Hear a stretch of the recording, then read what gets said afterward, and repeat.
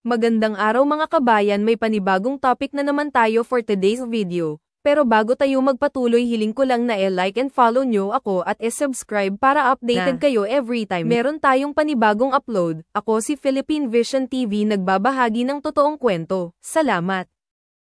Sara Duterte ayaw daw umattend ng SONA.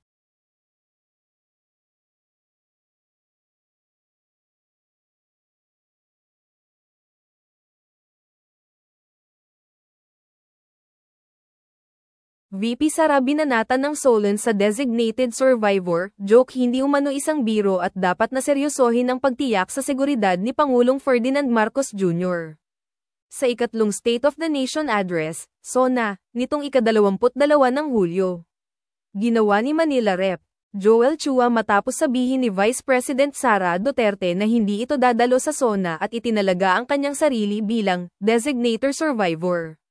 I appreciate Vice President Sara Duterte's humor when she said, I am appointing myself as the designated survivor, nang sinabi niyang hindi siya dadalo sa joint session ng Kongreso para sa ikatlong SONA ni Pangulong Ferdinand R. Marcos, Jr., ani Chua.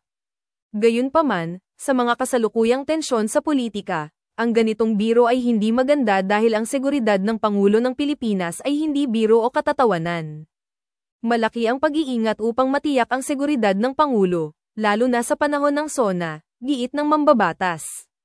Sinabi ni Chua na wala namang kapangyarihan si Duterte upang italaga ang kanyang sarili bilang designated survivor dahil sa ilalim ng 1987 Constitution ang Vice-Presidente ang kasunod ng Pangulo sa line of succession. Upang maging tiyak, ang dalawang talata ng Seksyon 8 ng Artikulo 7 ng Konstitusyon ay nagtatakda ng paghalili sa Pangulo at sa gumaganap na Pangulo.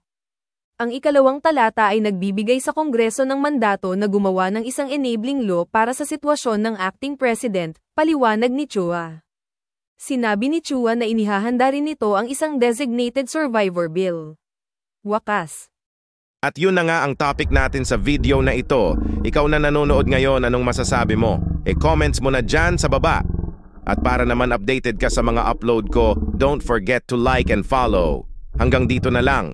Ako si Philippine Vision TV, nagbabalita mula sa Pilipinas. Thank you.